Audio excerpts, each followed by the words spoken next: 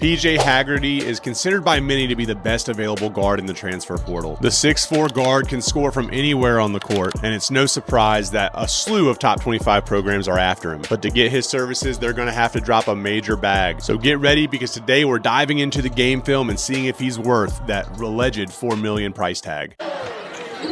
Haggerty, step back three.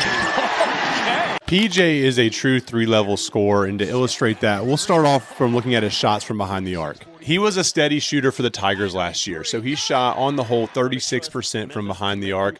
But when you break that down a little more specifically, on catch-and-shoot looks, he was at 38%, and when those were unguarded, he was all the way up to 42.5%. Now, is it the prettiest jump shot I've ever seen in my life? No, it's not, but it's effective. It's repeatable, and he gets the ball off at a pretty high launch point, so it puts him in a really good position to be a good shooter. I like that he seems comfortable getting looks both with the ball in his hand coming off of a screen, as well as being an off-ball shooter, because I think that just adds some versatility for him wherever he ends up playing next year. He's also extremely comfortable getting shots off in tight windows. So if a defender's closing out or contesting hard, that's not going to deter him from getting off a shot if he feels like it's a good look. He still managed to shoot 35% on guarded looks. Taking a look at his game off the bounce, it's really hard not to be impressed, because he can do so many things effectively. He's really comfortable getting to his spot. He takes a lot of contact getting there as well. So, he bumps off the defender, he gets to his spot, and he's able to rise up and put himself in a good position to knock down shots. He has excellent touch and doesn't let a closeout hurt him, just like he did on the three-point line, except this time he's just getting a little bit more open space when a guy tries to close out on him too hard on the perimeter.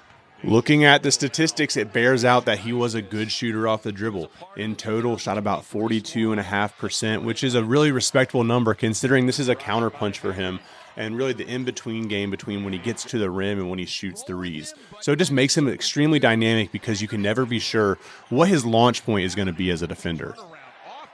Now, PJ is really equipped at getting to the rim, and he does so at a high rate, and it bears out that he was a really good finisher there. But I wanted to include this part of his game because I think it makes him really special.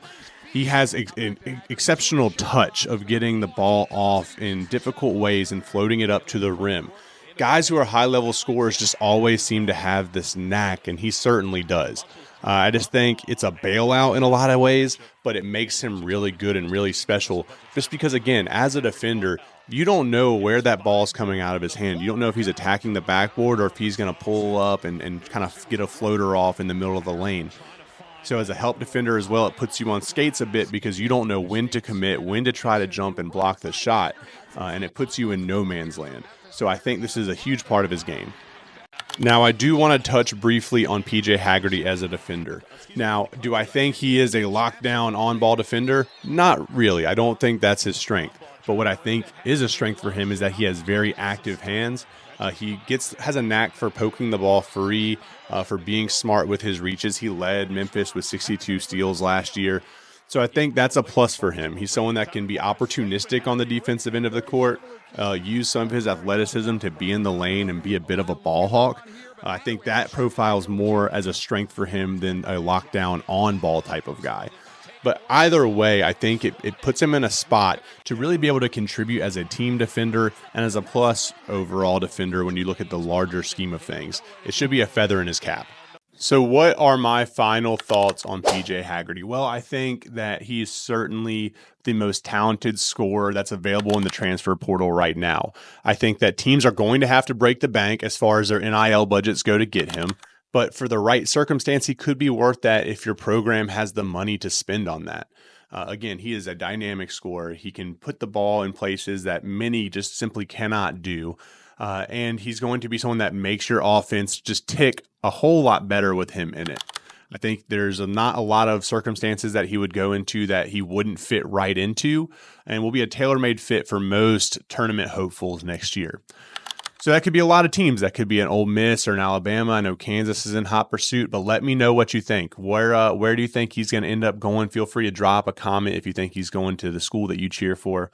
And if you have a suggestion on who you want to be done next on these spotlights, let me know. I plan to do a lot more before this portal is all wrapped up.